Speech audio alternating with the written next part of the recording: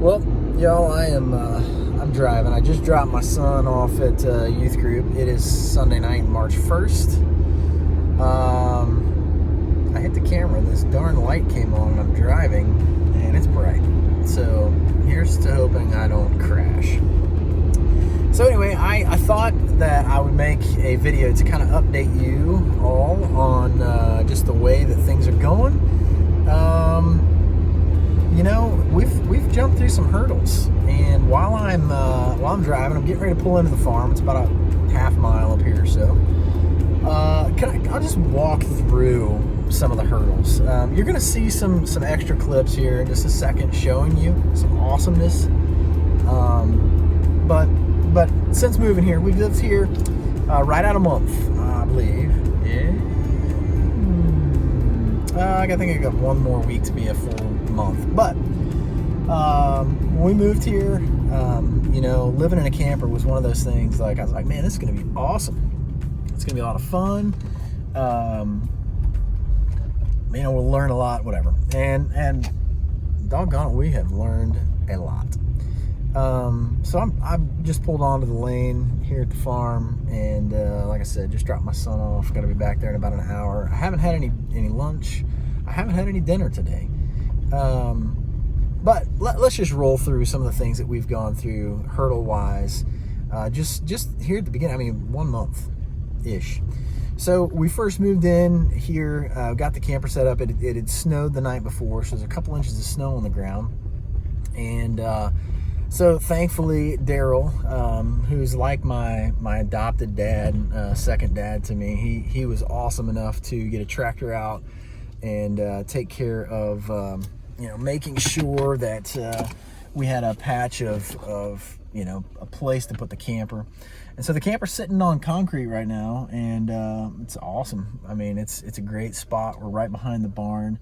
But I just, you know, I wanted to make this video just to kind of let you know kind of what we've been up against, and to show you a few things. So my youngest son is right outside. Tiffany's getting ready to go inside the camper. But I just wanted to show a video of kind of what we've been, where we're at, and the fun conditions of the way that we're living right now. So bear with me as we go through this. Truett's here hanging out with me, just got out of the car. So here we are. I'm gonna flip this around, I think, here if I can. So as you can see, grain bins, that's what's outside. It's where I park my car here. You know, beautiful view, except for, you know, right now we've got even unloaded some corn. But over here, so the driveway back there, I just drove down that house there is where Daryl and Linda live. And so when we drive in here, I'll do this, let you kind of see it, get the full effect. But when we drive in, you know, we come in, and purposefully we wanted to be behind the barn. But when we drive in, you know, the big barn here. But the camper is out here out back. Now, I know what you're thinking when you see it right there. I know what you're thinking. You're thinking, this guy, this is the most redneck setup ever. But when we first moved here, beginning of February, it was cold. And I learned really, really, really quickly that we had to do whatever we could to insulate this thing. And so here it is. I mean, this is insulated. More or less, this is to keep the wind off of, you know, the underneath side of the camper. So the foam there is basically to keep the draft down, and up here, I've got it opened up. Up here, the front end is a little, this is where you'll see a video, I'm laying underneath it there. So we've got it kind of blocked off. Right now it's opened up. I was doing some work underneath of there. But believe it or not, this foam from Lowe's was the best way to keep draft down. We've blocked it off with pallets and whatnot and pieces of wood to keep it from really blowing apart, of which only did the job like halfway. So that was hurdle number one, is insulating the bottom side of the camper to make sure that the pipes here didn't freeze. And so we've done a bang up job of that. we've had friends visit us and they laugh. And really, that's all you can do is laugh. Because if you don't laugh and you live here and you walk up to this every day, you're like, what in the heck are we doing? So anyway, so we've gotten that going for us, and it is piecemeal together. We had winds gusting up to 30 miles an hour the other day, and this is what happens, you know, when wind blasts, it just blows a hole in it. So it's not made for what we've got. I'm gonna pick up some trash down there from this. It's not made for what we're using it for, but it is working. So we got that. As you saw the other video clip, which I'll show you right now, basically what I woke up to this morning. So check this out. Well, 7 something on a Sunday morning, and last night I didn't think it was going to get as cold as it did, and it did. So here's what we're working with. Good old torpedo here. All the hose. Looking down the wall there, I have 50 feet of heated hose, and when we moved here, I guess I didn't have enough heated hose. So, just one more of the hurdles we're jumping through. Making sure the camper has water. But, thankfully, I can feel the water moving through this hose, just breaking up the ice. Fingers are crossed. I look horrible. I don't feel good. But we're making it happen. Got to make breakfast this morning. Need water.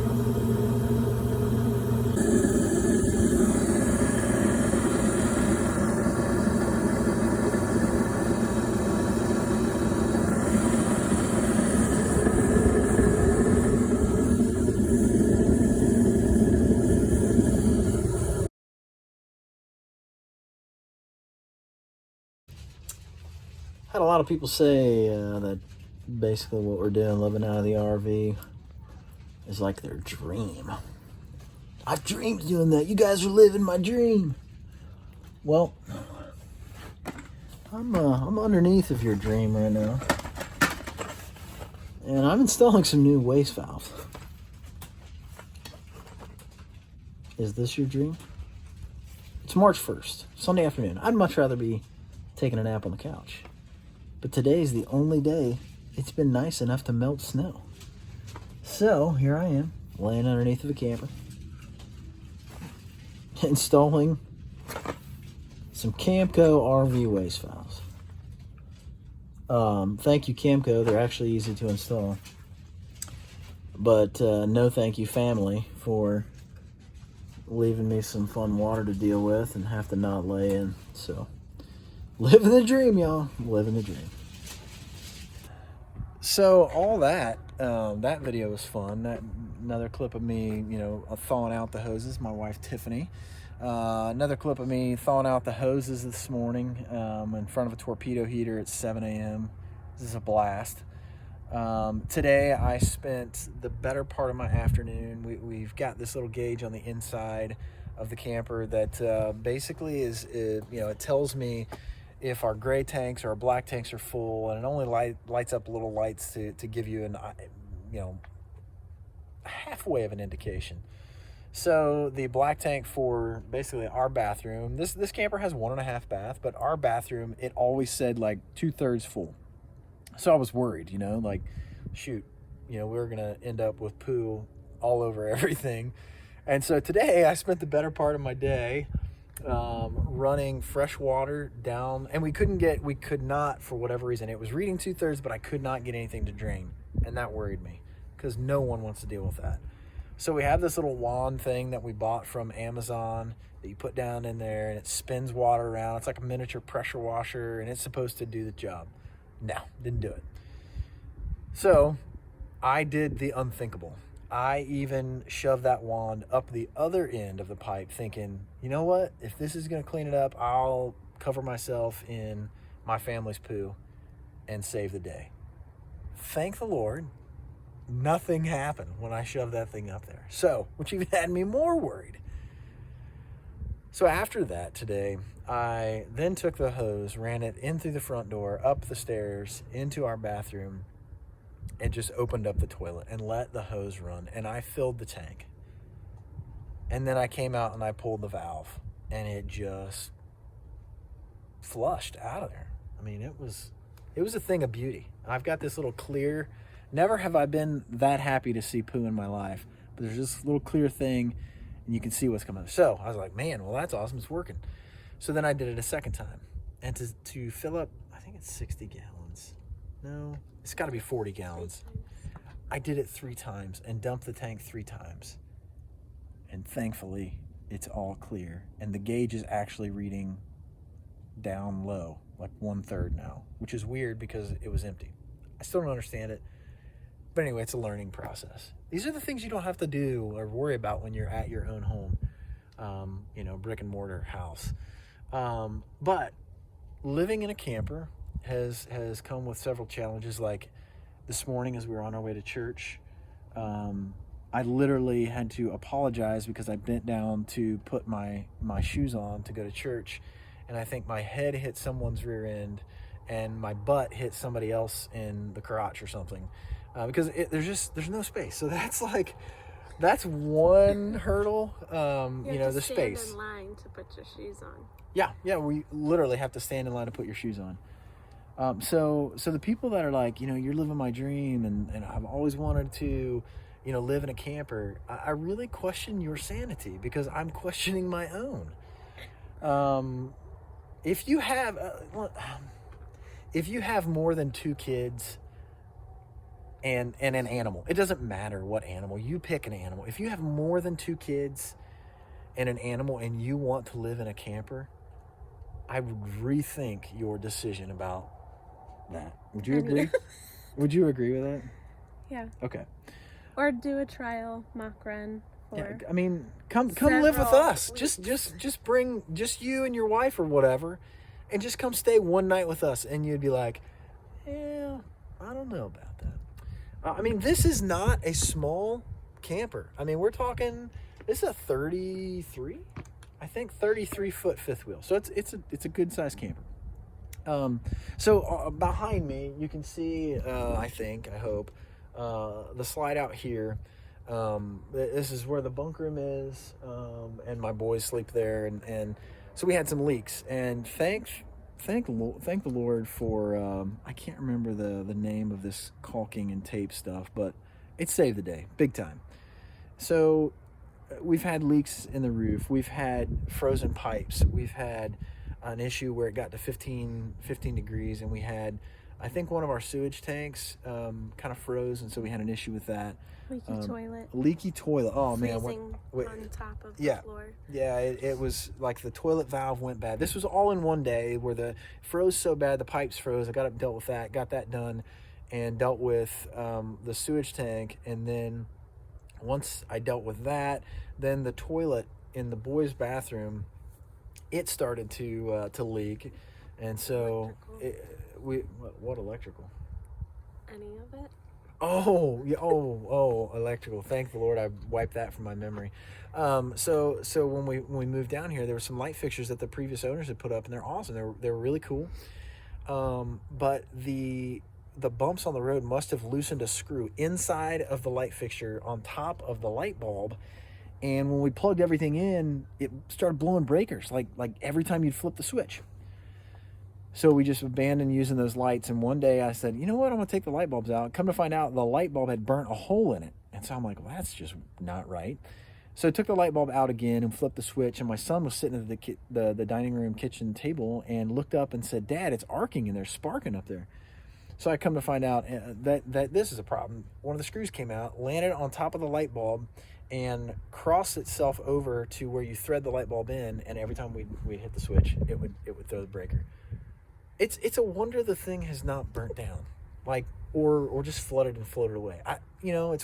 So we had that to deal with. We had these things that we put underneath the slide outs. Now this is something I would recommend that everyone do. Let me just show you. Underneath of this slide out here, you see this jack. This is a slide out. This right here is a jack. There's another one down there. They support the slide outs. And the reason that those are awesome is when you have 2 kids who jump out of bed and there's another slide out on the opposite side, that the whole camper would just do this every time they got out of bed. And so those things have stopped that from happening. So that was really, really huge. That helped out a lot. So we've worked out the kinks with electrical. We've worked out the kinks with the plumbing.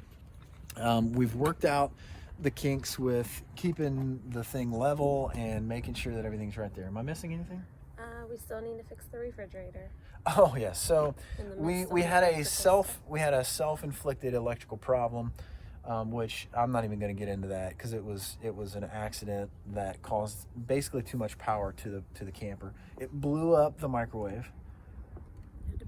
Had to buy a new microwave. And let me tell you, when you got limited space in the kitchen to put a microwave in, you have to do your homework on taking the old one out, measuring it, and making sure that it will fit in the current space without having to do a bunch of work. So we had to do that. In the meantime, it also did some damage to the refrigerator. Thankfully, it was like I think it was an 8 amp fuse. So when we put the 8 amp fuse in, the refrigerator powered back up. And it will run off of either electric or it will run off of propane. So thankfully right now the refrigerator is running off of propane, and so then, you know, once I fixed that fuse, it started doing more funky stuff where it would run but only off of gas. So I got online, or I called a service guy, and he was like, hey, it could either be, you know, you could buy a new computer board or you would have to get a new refrigerator. And I'm like, well, neither of those two things are cheap, but the lesser of two evils would be the computer board. So I found one on eBay. Thanks, eBay dude, for $80. That's like a third the cost of what they are new. So put that in, thinking, oh, this will be it. No, it's not it. It ended up, I had to order one more part, which was $30, $40, I think. It'll be here this week, to get the refrigerator working. So yeah, we've got that. Now, one thing that we are doing voluntarily is these campers only have 5, maybe 6 gallon hot water tanks. So if you're thinking this is going to be like man's greatest dream to live and drive, maybe it is for you. But here's something that I would highly recommend. Now, we're going to do this hopefully at the end of this week, when the weather is warmer and not raining, because it's going to rain tomorrow. But we got an instant hot water tank. Now, I've never had the luxury of having an instant tank in our home, but we got an instant hot water tank that we're going to be installing so that we can actually take showers in here. So you might be thinking, you lived here almost a month. Where are you taking showers? Well, you saw the walk that we just did a few minutes ago where we walked to the farmhouse every night, which we're getting ready to do as soon as I end this video. We're getting ready to pack up our stuff. We'll go inside, we'll take showers, and then we make the walk of shame back out here, freezing cold and wet hair, back in the camper. Why? Because if 2 people take a shower, the second person doesn't have enough hot water, and you have to wait at least a half an hour, maybe 45 minutes to have enough hot water for the third person and the fourth person to try and get a warm shower. And then if you have hair as beautiful as this and you use conditioner, then no one gets hot water. So we're working through all these things, and let me just, like, I want to say that this has been a learning experience, and it's been a blessing, really, like a weird disguised poo-covered blessing sometimes, but it's been one that the Lord has, like, taught me a lot about myself, taught me a lot about, like, what patience should be, because sometimes I just don't have it when you're dealing with frozen pipes and all that. But on top of all of this, my wife has some health issues. Man, my arm is getting tired. My wife has some health issues that she's been dealing with. And so on top of all this, she's been great. Like, things have been really, really good throughout the move. But just this week, she had an adrenal crash. She has problems with her adrenal system. And it's too much to go into. Maybe I'll let her make a video later to kind of describe what that is. But adrenal crash, and so that was earlier this week, and so then yesterday both of us felt like crap, and I sat on the couch most of the day, and that never happens. So on top of all this fun stuff, you know, we're dealing with you know, everything else, a learning curve of a new job, new stress levels, new family stuff, water, sewer, stuff that you don't have to think about when you live in a house, that we're learning. And so anyway, I just wanted to bring everyone up to speed. Like, God is so good. We learned a good lesson from our pastor this morning at our new church. And, you know, there's that old saying that everybody says when it's said in church, rather, and somebody says, God is good, most people repeat. All the time. And then somebody would say, all the time. God is good. And so he was teaching us about that. And he said, you know, normally we say that when things are good. Like, we can say God is good when things are good. But I can say that in the midst of everything that we've dealt with, that God is good all the time. There are blessings and there are hard times, but still God is God, and he loves us. Even in the bad circumstances. Even in the bad stuff. And so this video is just kind of bring you up to speed of where we are, what we've dealt with, and just to remind everybody that when you have a crappy day, much like I've had today, God is still good. He still cares about you. And he's still, like, I'm looking to the west right now, and he still paints, even though we've got like clouds and stuff rolling, he still paints a beautiful sunset to remind you that he's in control. And so he's good. So whatever I'm going to learn this week, whatever we're going to go through this week, hopefully we got things ironed out and it's not as bad as it has been the last 3. But God is good, and we're learning a lot. And in just a few short weeks, this equipment behind me that you can see kind of a silhouette of, we'll be putting that to work, and you'll see some things on video with that. Maybe you'll even see my wife driving a tractor, pulling one of those. So, or getting new chicks. Or getting new chickens, not chicks. Well, they are baby chicks. You got to be careful how you use that term. So anyway, keep the prayers coming. We love you. Appreciate you all for even watching this, because it didn't make any sense. So, if you wanna live the dream of living in a camper, call me. We'll talk it out and hopefully work out some of those kinks. All right, my arm's about to fall off, so I'm gonna end this and just say God is good all the time. and all the time. God is good. All right, peace out, y'all.